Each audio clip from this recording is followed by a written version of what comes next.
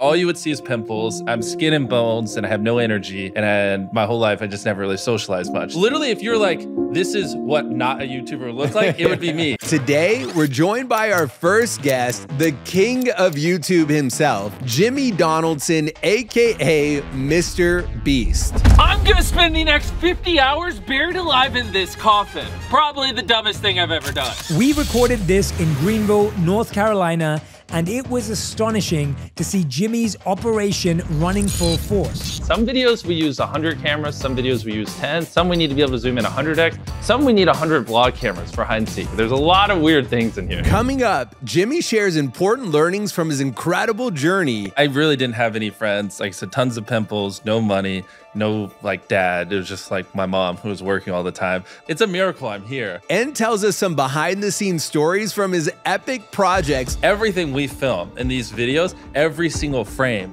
50 million people are gonna see, sometimes upward to 200 million. What Jimmy has built is unbelievable. But after talking to him, the remarkable success he's enjoying actually seems inevitable. Videos don't just randomly go viral. It's not like it's just like a little blindfold throwing a dart. That video gets views, so why this video?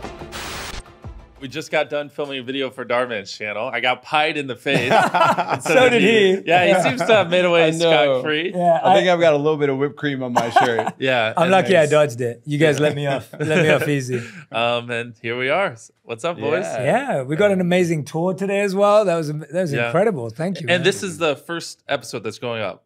Yes. This is the very first one. Okay, so are you going to explain to them what they're watching? Like, what is this podcast? Yeah. We're warming We're going up. to let you do all that. Okay. All right, well, this is the Dar and Jay Show. We are nice guys. We like to inspire people, and that's why we made a podcast, I assume, right? Something like that? That's not far off. Well, yeah, no. nothing to add. We were just talking to your team, and I was describing like why Dar and I wanted to do this show specifically, and it was the idea that like there's a lot of podcasts out there that are controversial, they're pressy, maybe there's a bit of gossip there. Yep. And then there's a lot of shows that are dedicated to creators, social media growth, monetization. Yep. The gap that Dar and I saw that we thought was really special is people know you as the creator, but a lot of people don't know you as the person. They don't know you as the journey you went on, the behind the scenes struggles. He's like, I don't like to talk about the Okay, so it's one of the more personal ones. We want to have more Jimmy than MrBeast. Okay. Yeah. And that's kind of the theme for the Dar and Jay Show? Totally. To us, it's important that everyone who's watching, whether it's young fans of yours, of Dar's, of anyone who's in our community, that they get to know how they can also follow in your footsteps in their own way. Gotcha. And I think that's special to us. Okay. How does that sound? No, it sounds good. I want to see it in practice. So so you're starting off here, and then do you know like your other guests? Yeah. What they'll be? Yeah, I'm trying to build hype for do the we give it away? Yeah, we've got the D'Amelio sisters, so really excited for them. We got some mystery guests, I think, that will say. Mystery guest. All right, he's going to save it. All right, we're only going to. But we got an amazing slate coming out. Wow. So yeah, you do have access to all the top creators. So that's what will be interesting too, is because you're just like, I mean, so if Charlie's next, that's literally the most followed person on YouTube, most followed person on TikTok. You're just going down the list. Yeah. That's good. We might actually need to get your phone to text some people to come on the podcast too. I'm sure that'd be a lot easier. Yeah. Okay. And then we'll have to do one for each one of your channels. So we saw the plaques outside. Something else.